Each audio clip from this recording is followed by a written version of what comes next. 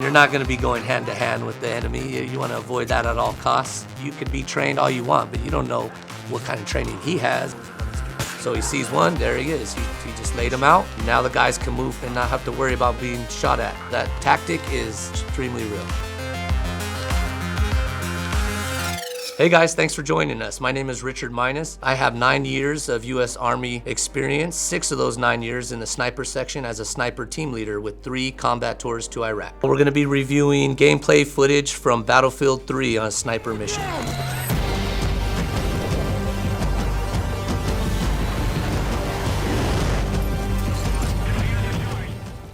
This is good. I'm loving the rain. Because hell yeah, it's not raining, we ain't training, right? I'm not sure what their target is. They're trying to get a vantage point of a sector of fire, but not sure what's going on. It's nighttime, and the effects is amazing. Looks pretty good, pretty damn good. Oh, he's shooting the light, that darkness, but I don't think you'd waste your time on a light because once these lights start going out, people start looking around like, what the hell's going on? Trying to be covert, but you just give up your intentions.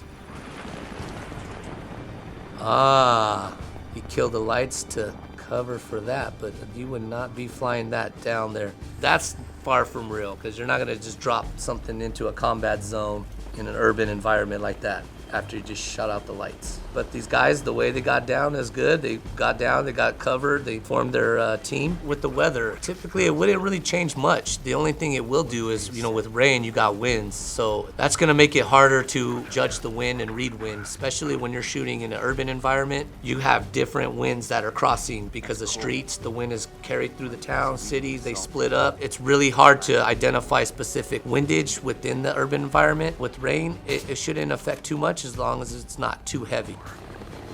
What this is called is they're conducting an overwatch. Basically means we got guys on the ground that are going to be moving to a specific target. The sniper team would be on top and a high vantage point so that they could, again, conduct the secondary mission of a sniper, which is to collect and report the battlefield information. So they're giving the guys on the ground a heads up, letting them know, hey, we got enemy targets over here, or nothing's going on, you're clear to move. They're also going to be covering their back, so if they see a target, they're going to be engaging targets while the other guys are moving.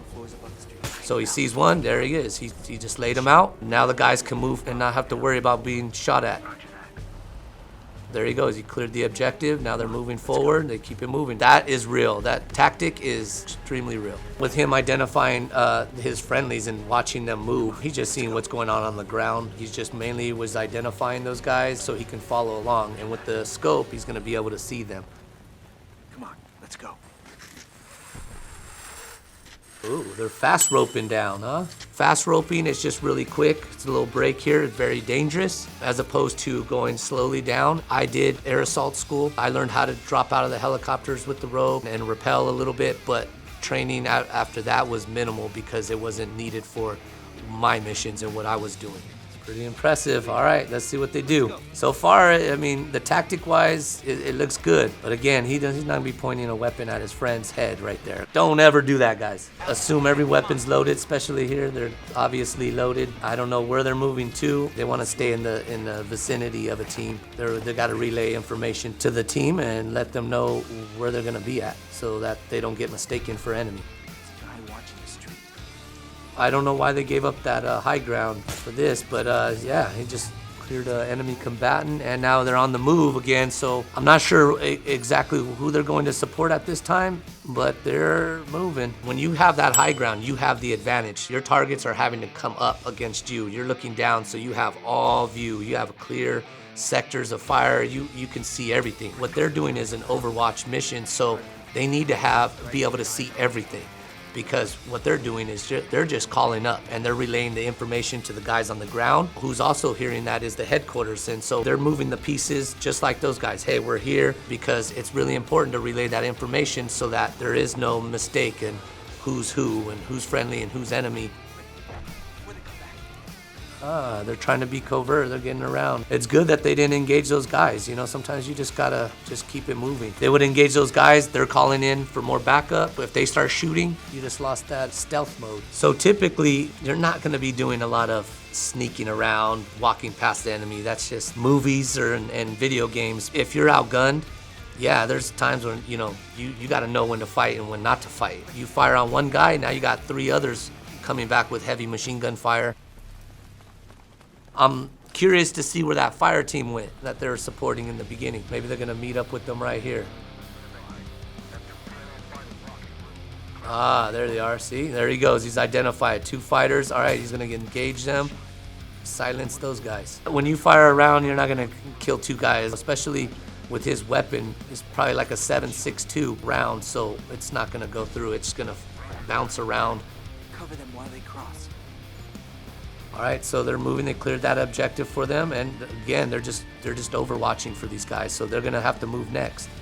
I don't know why he's pointing them, not covering for them. He should be watching buildings. He should be watching everywhere else, not paying attention to the team, so to speak, because he's got to watch around them. When you're set in place, you're in place. You're not gonna be moving around, going from one building to the next. All that does is make things harder on the ground. Guys gotta worry about you getting killed and evacuating you or mistaking you for the enemy. So you're in a position, everybody on the ground, those guys, that fire team knows we're gonna have a sniper team on this building and this area. So if you see heads moving around, they're friendlies, do not engage. It looks good, like the game as far as what's going on, the rain, the fog, the sliding, everything, it's excellent. The realism is there, but as far as this moving around and stuff like that, you're not gonna be a loose cannon running around in a battlefield. And you're not gonna be going hand to hand with the enemy. You wanna avoid that at all costs. We wanna always have the advantage. There's no advantage when it's hand to hand. You can be trained all you want, but you don't know what kind of training he has.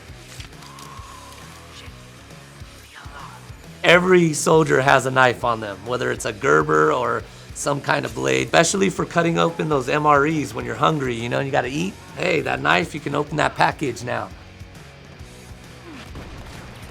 All right, now they're going into heavy fire, and now you gotta run. Yeah, they're doing exactly what they should be doing, is running, staying low, hoping to not get shot, taking cover, and I don't know where they're moving to exactly, but they did the right thing in that position, just to run and get out of there quickly.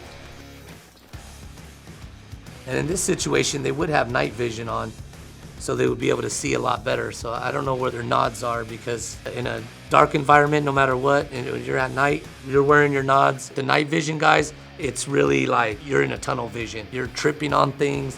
Everybody hates wearing those things. In an urban environment where there's some light, there's enough light where you can see with your own eyes, but they should have them on their helmets. So far, it's pretty real. The tactics is pretty there. It's good. It's entertainment, so it's a mix. The graphics is incredible. The realism, the environment of it all, it's excellent. They just sold themselves. Now you got to get out of there. They're surrounded by, 360 degrees, up, down, everywhere you look, somebody could be coming on you. So at this point, you want to get to a position where you have some cover. All right, now the dogs. Yep, there's a lot of dogs in those environments. Speaking as far as Iraq goes, there's a lot of dogs, just loose dogs running around everywhere. They're not nobody's pets, and people have the dogs as protection too, and so they're constantly barking. With the dogs barking, people look, and these guys own the streets. They live there, they grow up there, so they're like, oh, why is my dog barking? And they're looking for you. So if a dog is barking, your area is getting burned really quick. They're doing the right thing. They're in a covered position. They're not out in the open. Now they got a little vantage point. Now they're gonna be able to drop some fire on the enemy. It looks like somebody was tortured right there, probably. Who knows what's going on right there. Normally when you go in there, the first thing you're gonna do, you're not gonna just run into a room. You're gonna clear the room. So guys, dominate the corners. When you enter the room, you split and you stay along the walls and you come around and you dominate those corners. Cannot just go in there blindly. All right, guys, my thoughts after watching that, I give it a good 8. The realism, tactic-wise, was pretty good. Obviously, there's some things that are gonna be exaggerated because it's entertainment, but definitely a great game. I would love to play it. The graphics is incredible on it, so I look forward to playing this. All right, guys, thanks for watching. My name is Richard Maynes. For more gameplay and reviews like this, go ahead and check out Gamology on our YouTube and Facebook channels. Yeah, if you could just stay lean back because we're getting a little shadow on your eyes. I don't mind a little bit of a lean in. It gives intensity. If you go too far, we lose the key light goes out of your eye. All right. I like the hell yeah with the rain. Hell yeah.